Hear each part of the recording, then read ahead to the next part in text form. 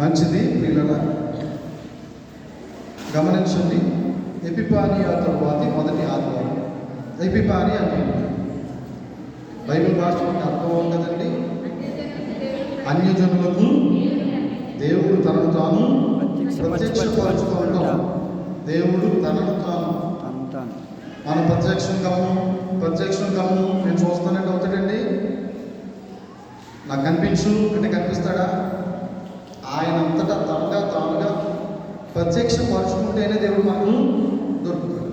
అలా ఈరోజు ఎపిఫానియా తరువాతి మొదటి ఆదివారం. ఎపిఫానియా అనగా అన్యజనులకు దేవుడు తనను తాను ప్రత్యక్షపరచుకొనటము. చెప్పండి, ఇప్పుడు అన్యజనులకు తనను తాను దేవుడు ప్రత్యక్షపరచుకున్నటువంటి శుభదినం ఇది. ఆ రోజు మంచిది ప్రియులారా. మరి 2 పాఠ్య భాగాలు మనం చదువుకున్నాం. ఈ సిరీస్ 2 పాఠాల మీద నడుస్తుంది. మొదటి పాఠం చదివేసిన వెంటనే పరిశుద్ధుడు దేవ అనేటువంటి పాఠం ఉంటాం కదండి. మనం పాత నిబంధన గ్రంథం చదువుతున్నప్పుడు పాడాలి. పత్రిక పాఠ్య భాగం చదివినప్పుడు ఏం పాడాలి? హల్లెలూయా. సరళి ప్రకారంగా మనం వెళ్ళాలి. మంచిది ప్రియులారా. ఈరోజు ఉన్నటువంటి పాఠ్య భాగాలు పత్రిక పాఠం రోమా 12 మొదటి నుంచి 15, స్వార్థ 2, లోక 2 41 నుంచి 52 వచ్చిన. వీటి యొక్క అంశం ఏమిటంటే సమర్పించుకొనుట. ఏంటం అంశం? సమర్పించుకొనుట. తండ్రి పని కొరకు ఆయుత్తపడుట. తండ్రి పని కొరకు ఆయుత్తపడుట. స్వార్థ పాఠ్య భాగంలో మనకు చక్కని స్వార్థికుడు మనకు కనిపిస్తున్నాడు. లోక స్వార్థ 2వ అధ్యాయం 41-52 వచనాల్లో పస్కా పండుగ దినాల్లో యెరూషలేముకు యూదులైనటువంటి ప్రతి ఒక్కరు కూడా ఏ ప్రదేశాల్లో ఉన్నా తప్పక వెళ్ళి తీరాలి. యూదుడిగా పుట్టినటువంటి పురుషుడేమి, స్త్రీ ఏమి, బాలుడేమి, వృద్ధుడేమి, యవనుడేమి, ప్రతి ఒక్కరూ కూడా పస్కా పండుగ దినాల్లో ఆ పండుగలోనికి వెళ్ళాలి. ఆ పండుగను తిలకించాలి, రావాలి. సంవత్సరానికి ముమ్మారు ఎగ్జాక్ట్లీ యూదులైనటువంటి ప్రతి ఒక్కరూ కుటుంబ సమేతముగా యెరూషలేము దేవాలయానికి వెళ్ళాలి. ఆనాడు ఆ 12 దేశాలకి కూడా మనం ఆలోచన చేస్తే ఒకే ఒక దేవాలయం, యెరూషలేము దేవాలయం. 12 గోత్రాల వారికి ఎన్ని దేవాలయమ్మా? ఒకే ఒక దేవాలయం. ప్రభునందు ప్రియమైనటువంటి వారు, ఈ విధంగా ఆచరించేటువంటి వారి యొక్క ఆచరణ చాలా గొప్పది. పస్కా అనగా చేదు.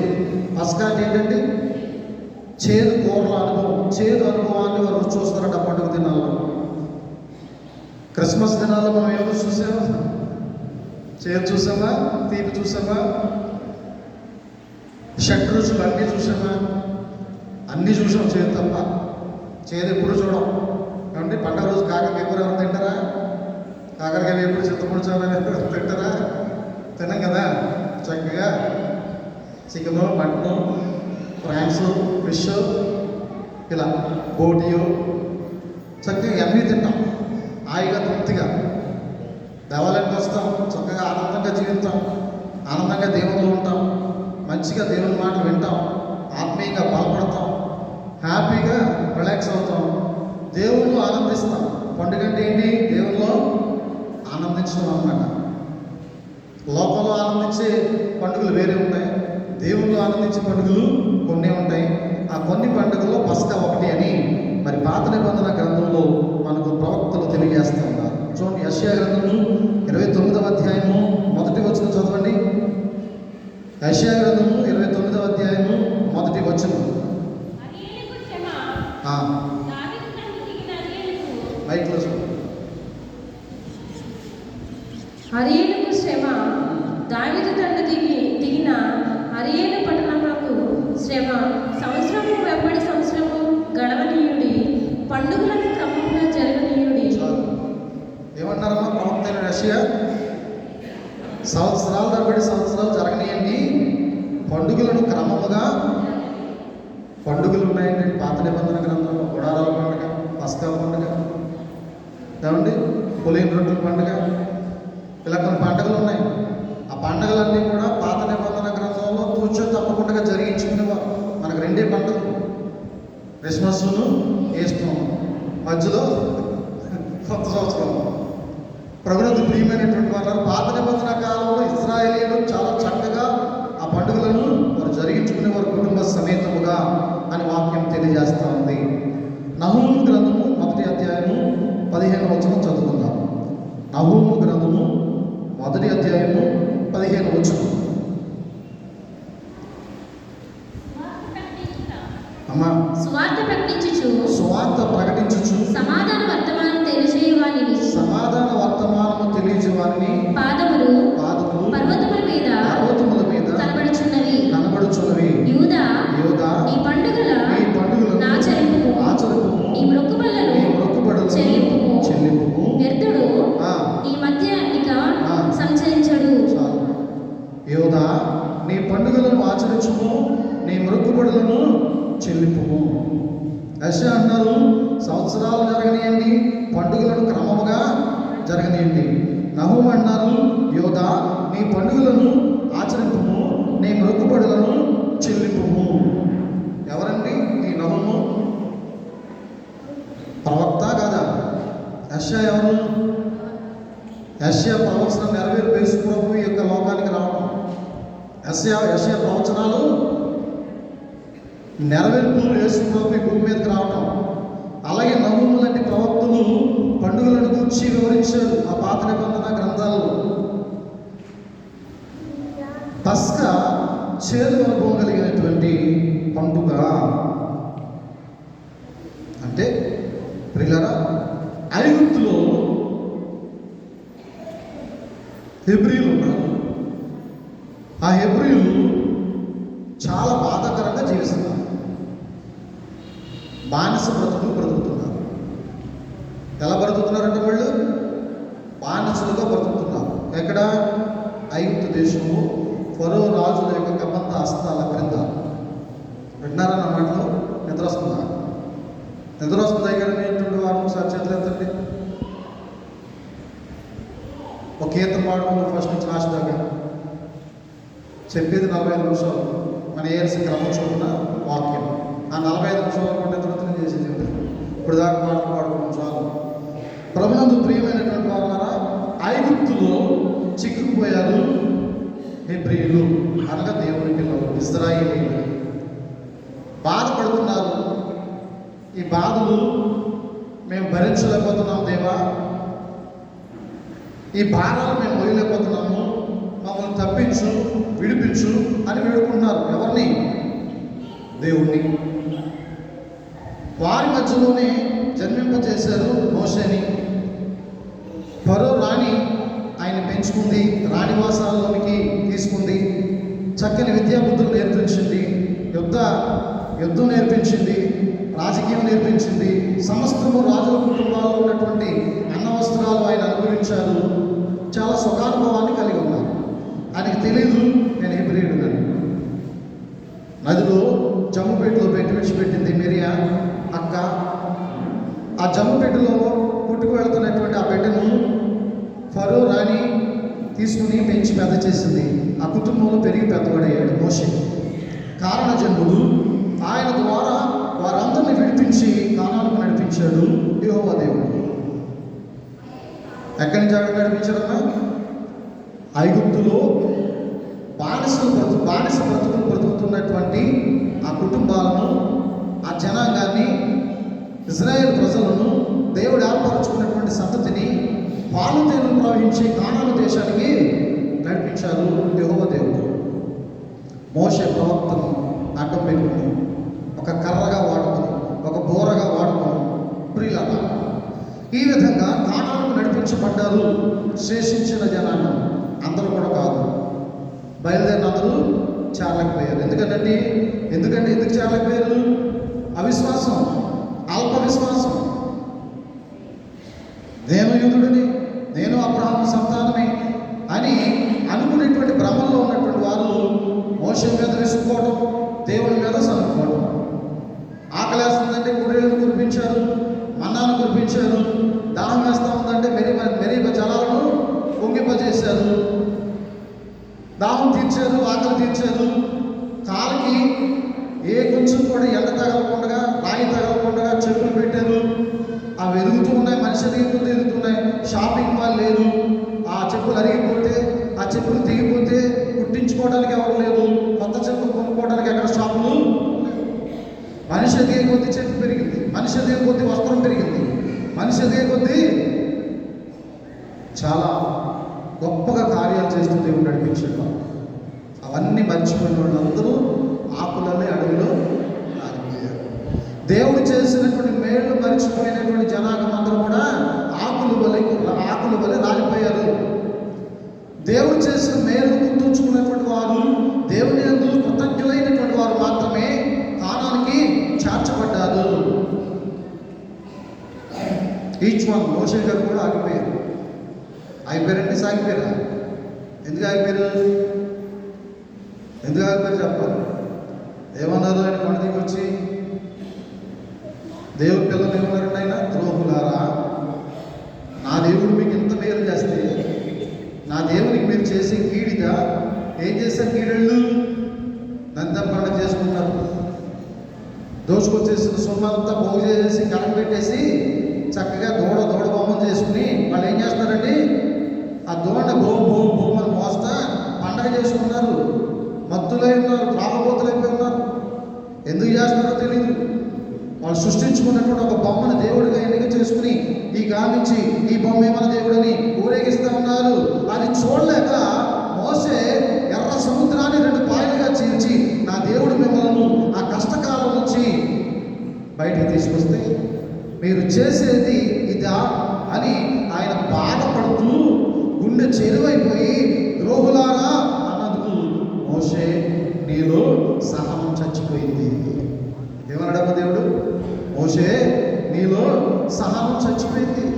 ఓర్పు లేకుండా పోయావు, చాలేక ఎంతో కష్టపడ్డావు, నా దగ్గరకు వచ్చాయి, వేరొక నాయకుడు నేను వారికి ఇస్తాను అని మోషేని ఏం చేశారు? ఆయన దూతల చేత పరలోకానికి తీసుకెళ్ళాడు. ఆ ఐగుప్తులో వారు చేసినటువంటి అకృత్యాలు, ఆ ప్రదేశాల్లో వారు జీవించినటువంటి నీచ జీవితం, ఆ చేదు అనుభవాలు గుర్తు చేసుకోవటమే పస్కా పండుగ. అర్థమైందమ్మా పస్కా పండుగ యొక్క గొప్పతనం? అక్కడ చేసినటువంటి పనులు, అక్కడ మోసినటువంటి భారాలు, అక్కడ పడ్డటువంటి కష్టాలు, నష్టాలు, కన్నీళ్లు, వాటన్నిటిని జ్ఞాపకం చేసుకోవటం.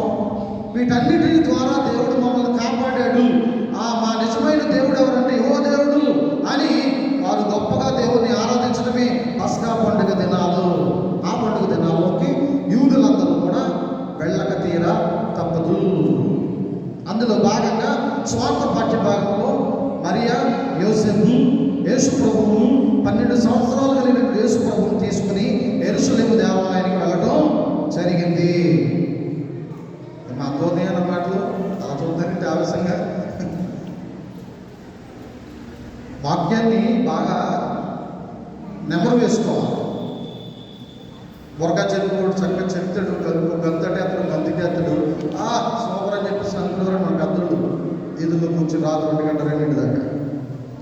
ఆ కథలు ఎవరు పర్లోక రాజ్యం తీసుకెళ్ళేయండి.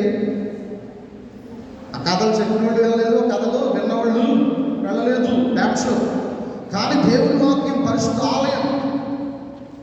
ఆలయంలో వచ్చినప్పుడు ప్రవర్తన అంతని సరిచూసుకుంటున్నా. చాలా జాగ్రత్తగా రాని వాక్యాన్ని వినడానికి. వాక్యం నిన్ను బ్రతికిస్తుంది, వాక్యం నీకు నెమ్మదినిస్తుంది, వాక్యం నీకు ఆదరణిస్తుంది, వాక్యం నీ వ్యాధి బాధలను తగ్గిస్తుంది, వాక్యం నీ కుటుంబాన్ని సస్యశ్యామలముగా ముందుకు నడిపిస్తుంది. ఈ వాక్యం ఉండడం ద్వారా నీ కుటుంబాల్లో దేవుడు అద్భుతాలు చేయబోతా ఉన్నాడు ఈ 2025వ సంవత్సరం. వాక్యం వింటే ఇన్ని ఉపయోగాలు ఉన్నాయి. వాక్యం వింటే ఉపయోగాలు ఉన్నాయమ్మా, అపాయాలు ఉన్నాయి, ఉపయోగాలు ఉన్నాయి. ఏ అపాయం నీ గుడారము సమీపించకుండా చేయగలిగే సామర్థ్యం వాక్యానికి మాత్రమే ఉంది. ఆ వాక్యాన్ని విని గ్రహించి ఆ వాక్యాన్ని మన హృదయాల్లో మనము బదిలపరచుకోవలసినటువంటి వారమై ఉన్నాము. వాక్యాన్ని వాక్యాన్ని ధ్యానించి దేవుని మందిరానికి రావాలి. ఈరోజు 2 పాఠాలు చదువుతున్న వారందరూ కూడా ఇంటి దగ్గర రోజుకు ఒకసారి చదువుకుని మందిరానికి రావాలి. అప్పుడు బాగా పాఠాలు మనకు అర్థమవుతాయి. ఏఎల్సి రూల్స్ రెగ్యులేషన్స్ ప్రకారంగా ఏఎల్సి పాస్టర్లు దేవుని వాక్యాన్ని బోధిస్తున్నాం.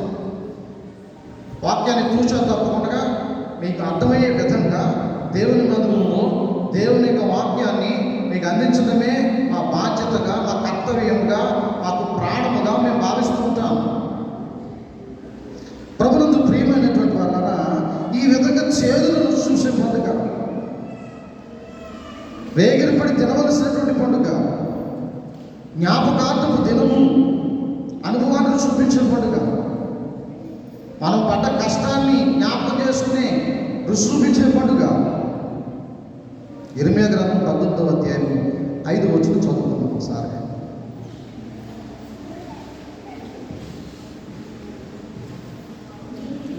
నేను విధింపనిదియు సెలవైనదియు నా మనస్సునకు తోచనిదియునైనా ఆచారమును ఆచరించితిరి.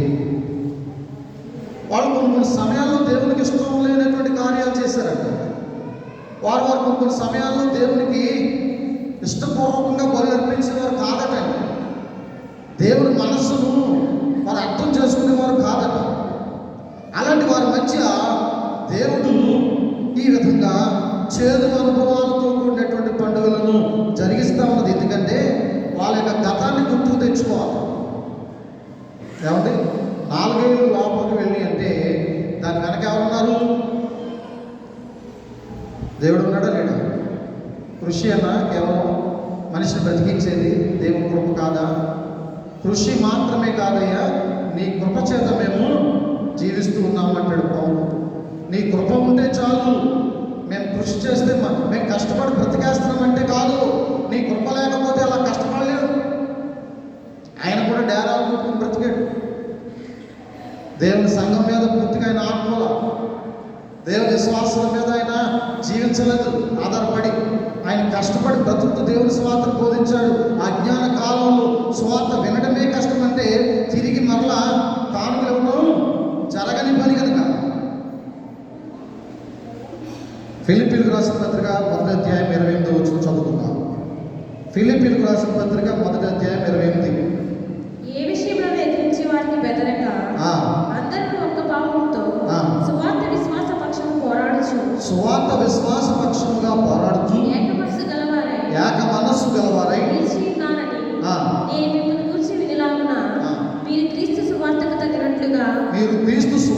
తగినట్లుగా ప్రవర్తించుడి. మన పితరులైనటువంటి ఇశ్రాయేలీయులు దేవుని వాక్యానికి తగినట్లుగా జీవించలేదు.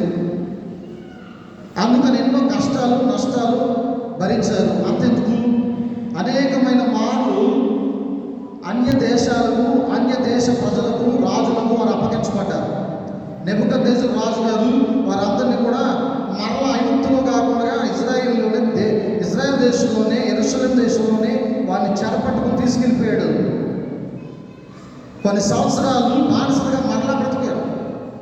మరలా ఎందుకు బానిసలుగా బ్రతుకుతున్నారంటే దేవుని వాక్యాన్ని విస్మరిస్తున్నారు, దేవుని వాక్యానికి వ్యతిరేకంగా బ్రతుకుతున్నారు కనుక.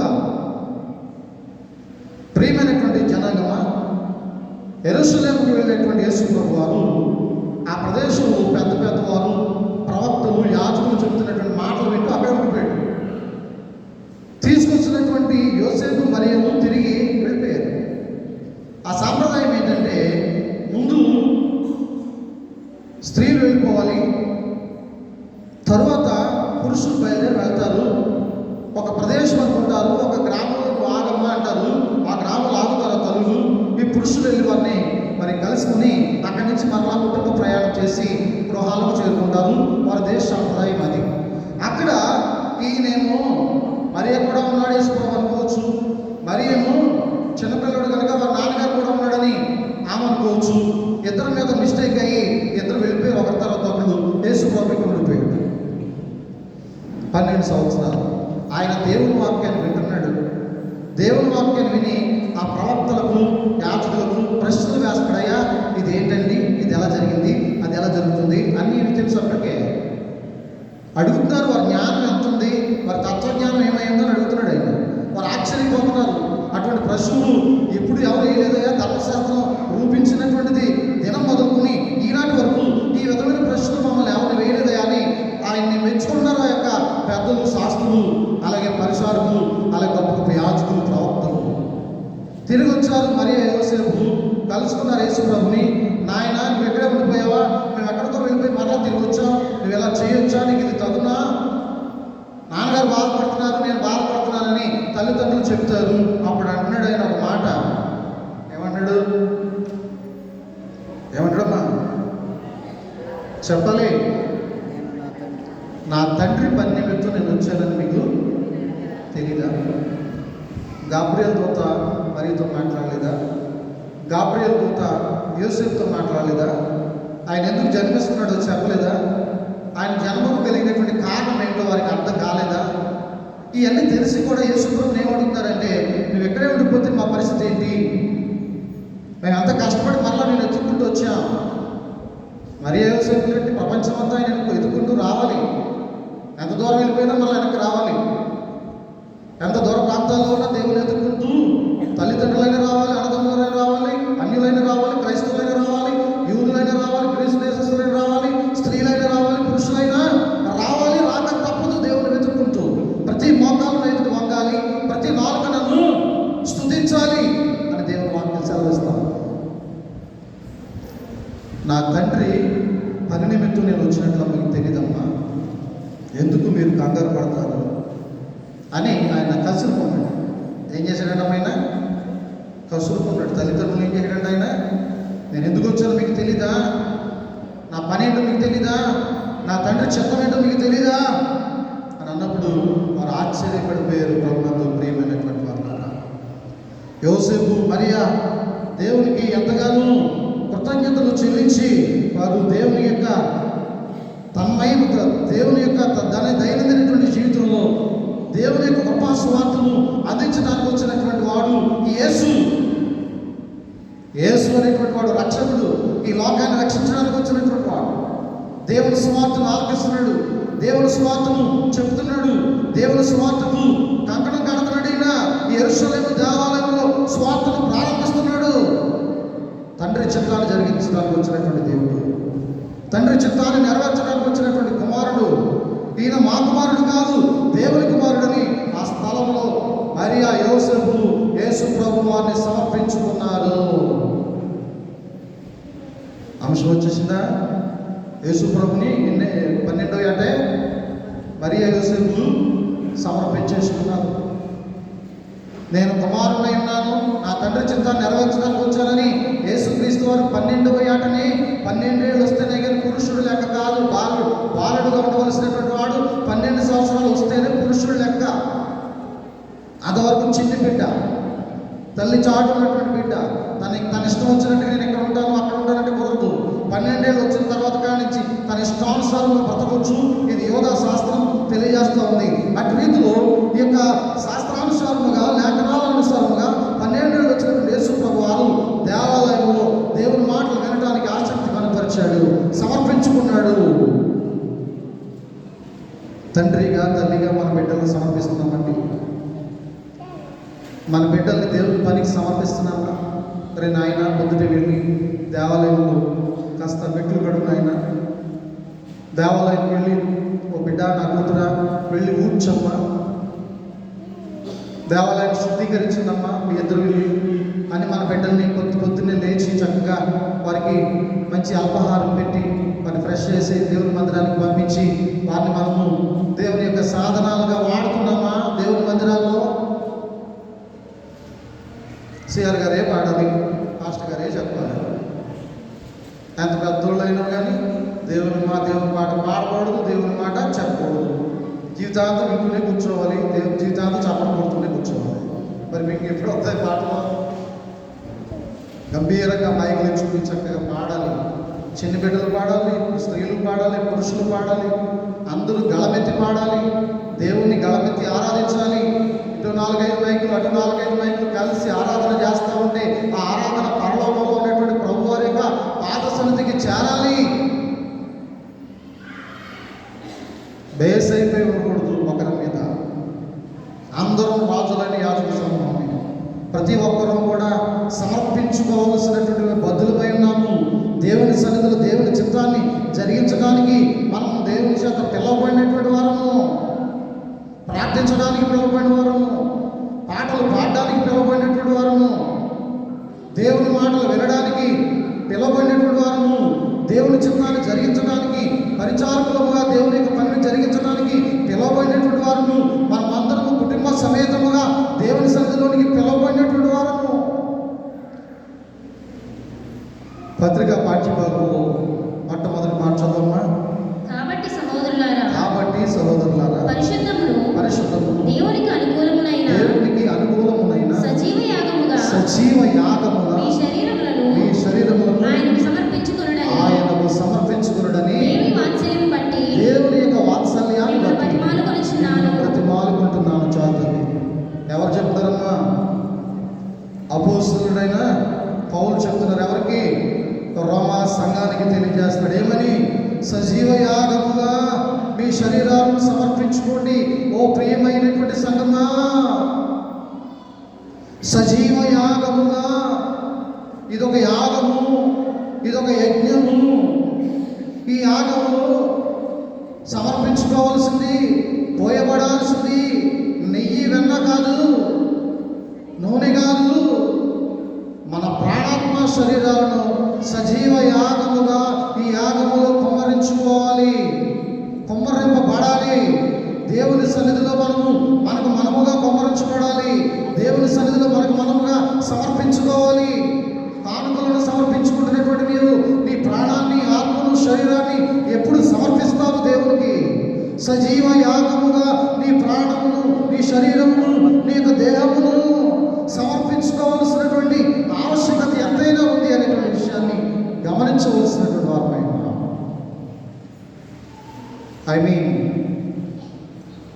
పాడుతున్నాం, దేవుని కీర్తన పాడుతున్నటువంటి మాట పాడుతున్నాం. అల్లరితో కూడినటువంటి పాటల పాడుతున్నాం.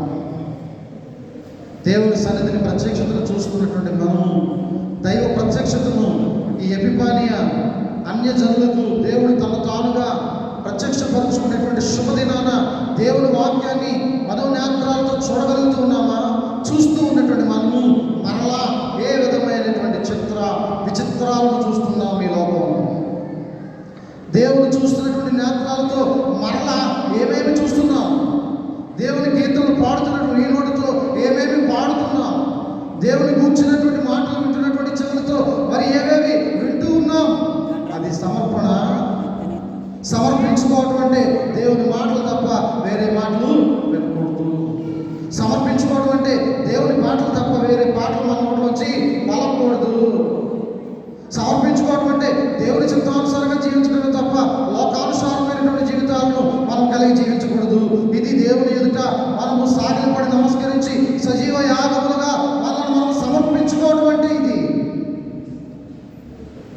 ధర్మశాస్త్రం పాపం ఏంటో చెప్పిందంతే. పాపం ఏంటి? పాపం చేస్తే ఏ పాపానికి ఏ శిక్ష? Commanding and demanding, rules and regulations, తప్పులు మరియు శిక్షలు. యేసు ప్రభు వచ్చారు, నేను క్షమించడానికి వచ్చాను. నేను క్షమించడానికి వచ్చినటువంటి ఆయన పరిశుద్ధమైన రక్తాన్ని లోకంలో చిందించి వెళ్ళారు. ఆయన సజీవ యాగముగా తన ప్రాణాన్ని దేవుడికి అర్పించారు. ఆయన సజీవ యాగముగా తన రక్తాన్ని మన కొరకు సమర్పించారు. ఆ రక్తంలో ఎవరైతే కడుక్కున్నారో కాళ్ళు కదండి పాపాలు, కాళ్ళు కదండి హృదయాలు. హృదయం అన్నిటికంటే ఘోరమైన వ్యాధి కలిగింది. హృదయం అన్నిటికంటే ఘోరమైన వ్యాధి కలిగింది. దేవుని పనిలో ఉన్నాము అనుకుంటున్నాం, కానీ దేవుని పనిలో ఉన్నట్టే ఉంటూ దేవునికి వ్యతిరేకంగా అనేకమైనటువంటి తలంపులు కలిగి ఉన్నాం. అది సమర్పించుకోవడమా? దేవుని సన్నిధిలో నేను పాటుపడుతున్నాను, శ్రమానుభవంతో కష్టించి పనిచేస్తున్నాను, ఎన్నో ఏళ్లుగా దేవుని సన్నిధిలో నేను దేవుని కొనియాడుతున్నాను. నికోదేమంటాడు, పరలోకం వెళ్ళాలంటే నేను ఏం చేయాలి? నిత్య జీవంలో ప్రవేశించాలంటే నేను, తెలిసిందా నికోదేవికి? నిత్య జీవంలోకి వెళ్ళాలంటే ఏం చేయాలి తెలిసిందా? నిత్య జీవంలో ప్రవేశించాలంటే నికోదేము ధర్మశాస్త్ర కోవిదుడు, ధర్మశాస్త్రం అంతా తెలిసినటువంటి వాడు. ఆయనకి నిత్య జీవంలోకి వెళ్ళాలంటే తెలిసిందా? తెలియక వచ్చాడు యేసు ప్రభు దగ్గరికి. నేను నిత్య జీవంలోకి వెళ్ళాలంటే ఏం చేయాలంటే అన్నాడు. క్రొత్తగా జన్మించిన శిశువులే నీవు మారు మనసు పొంది పశ్చాత్తాపంతో దేవుని పాదాల సన్నిధిలో ఒదిగిపో, ప్రార్థన చేయి అని యేసు ప్రభు చెప్పారు. కొత్తగా జన్మించినటువంటి తల్లి గర్భంలోనికి మరలా వెళ్ళి 9 మాసాల నుండి రావాలా అని అంటాడు ఆయన. మారు మనసు పొందటమే, పశ్చాత్తాపంతో దేవుని పాదాలు నీ కన్నీటితో కడగటమే కొత్తగా జన్మించడం అంటే. ఆ కొత్తగా జన్మించినటువంటి అనుభవం ఒక సమర్పణ. ఆ కొత్తగా జన్మించినటువంటి శిశువును పోలినటువంటి జీవితం, దేవునికి అంకితాభావంతో మనల్ని మనముగా సమర్పించుకున్నటువంటి ఒక గొప్ప ఉద్దేశం, తలంపు, ఆశ. ఆ విధమైన తలంపులు మనం కలిగి ఉన్నామా? ప్రభుత్వంతో ప్రియమైనటువంటి సోదర సోదరీమణులారా, దేవుని మనసెరిగి మన మనసు నిండా దేవుని నింపుకోగలుగుతూ ఉన్నామా? దేవుని యొక్క గుడిని మన గుండెల్లో కట్టుకొని ఆ గుడి గంటలను దేవుని యొక్క కొరకు, దేవుని కొరకు మనము మ్రోగించగలుగుతూ ఉన్నామా? విరిగి నలిగిన హృదయాలే దేవునికి బలియాగాలని దేవుడు చెప్తా ఉన్నారు కదా. ఆ విధంగా విరిగి నలిగిన హృదయాలు మనము ఈ మధ్యాహ్న కాల సమయంలో కలిగి ఉన్నామా? విరిగిపోవాలండి మనసు, కరిగిపోవాలండి హృదయం. అప్పుడే పన్నీరు తయారవుతుంది. పాలను ఏం చేస్తారండి? పన్నీరు తయారు చేయడానికి విరగబెట్టేస్తారండి. బాగా ఉడికించి ఏం చేస్తారంటే విరగబెట్టేస్తారు. అంటే పాలు కాసేటప్పుడు కాస్త కాఫీ కలుపుకోవడానికి, టీ కలుపుకోవడానికి పోసినప్పుడు విరిగిపోతే చూసారా? అప్పుడు మనం ఏమనుకుంటాం? అయ్యో పాలు అనవసరంగా విరిగిపోయి మనం ఉసూరు పంట చూస్తాం. పాలు ఉంటే మరలా వేస్తాం, మరలా వేసిన మరలా విరిగిపోతాయేమో అని ఎదురు చూస్తాం. అన్నట్టుగా మరలా విరిగిపోతాయి. బాధపడి పోసేసి కడిగేసుకుంటాం. కానీ పన్నీరు తయారు చేయడం ప్రత్యేకించి విరగబెడతారు. అప్పుడు ఒక అధునాతనమైనటువంటి ఒక గొప్ప మధురానుభూతిని వాళ్ళు తయారు చేస్తున్నారు. ప్రభునందు ప్రియమైనటువంటి వాళ్ళ అలాగే మనం హృదయం చేదు అనుభవాలతో నిండిపోయినటువంటి మన హృదయం విరిగిపోవాలి. మాయల మంత్రాలతో నిండిపోయినటువంటి మన హృదయం పగిలిపోవాలి. దేవునికి పరిశుద్ధమైన రక్తం చేత మన హృదయం మనం కడుక్కోవాలి. అప్పుడే దేవునికి సజీవ యాగముగా మనము సమర్పించుకోగలము. ఏ అలవాటుకి నేను బానిస కాకుండా దేవునికి సమర్పించుకున్నానండి. నేను రక్షణ అనుభవాన్ని పొందాను, రక్షణ పొందాను. అది మొదలుకొని ఇది వరకు కూడా లోపం వైపు కన్నెత్తి చూడలేదు. ఏ అలవాటుకి నేను బానిసగా నేను బ్రతకట్లేదు. ఏ ఎటువంటి విగ్రహారాధన నా జీవితంలో లేదు. దేవుణ్ణి నేను నా మనసు నిండా నింపుకుని ఆయన మాత్రమే ఆత్మతో సత్యంతో ఆరాధిస్తున్నానని కలిగే స్థైర్యం నీకుందా? ప్రియ నేస్తమా, దేవుని మాత్రమే నేను ఆరాధిస్తున్నాను. వేరే ఇతర లోహాలను కానీ, ఏ ఇతర వస్తువులను కానీ, ఏ ఇతర మనుషులను కానీ, ఏ ఇతర అధికార వ్యామోహాలను కానీ, ధన వ్యామోహాలను కానీ, శరీరాశలను కానీ, నేత్రాశలను కానీ, జీవు డబ్బాలను కానీ విగ్రహముగా ఎంచుకుని నేను విగ్రహారాధన చేయట్లేదు. దేవుని మాత్రమే ఆరాధిస్తున్నాను. ప్రభునందు ప్రియమైనటువంటి వారు, యేసు ప్రభు వారు సజీవ యాగముగా కుమ్మరించబడ్డాడు. యేసు ప్రభు వారు దేవుని యొక్క సన్నిధిలో ఎంతగానో మొరపెట్టాడు. ఆయన చిత్తాన్ని బహుశా ఎంతగానో నెరవేర్చడానికే వచ్చాను అని మరీ ఆయన చెప్పడం జరిగింది. ఆయన చిత్తాన్ని చివరి వరకు కూడా నెరవేర్చాడు. తండ్రి చిత్తానుసారంగా తన ఆత్మను అప్పగించుకున్నాడు. తన శరీరంలో ప్రతి రక్తపు బొట్టును మన కొరకు చెందించాడు. తండ్రి పనుల మీద నేను వచ్చినటువంటి వాడును అని ఆయన చెప్పుకుంటున్నాడు. మనం ఏ పనుల మీద వచ్చినటువంటి వారమై ఏ పనుల మీద దేవుని సన్నిధిలో మనం గడుపుతూ ఉన్నాం? ఏ విధంగా దేవుని సన్నిధిలో మనము అంకితాభావంతో దేవుని యొక్క వెనికిడిలో మనం దేవుని వాక్యాన్ని ఆలకిస్తూ ఉన్నాం అనేటువంటి విషయాన్ని గ్రహించవలసినటువంటి వారమై ఉన్నాం. చూడండి, చివరిగా యాకోబు పత్రిక 1వ అధ్యాయము 18వ వచనం చదువుకుందాం ఒకసారి. యాకోబు పత్రిక 1వ అధ్యాయము 18వ వచనం. ఆయన తను సృష్టించినటువంటి వాటిలో మనము ప్రథమ ఫలముగా ఉన్నట్లు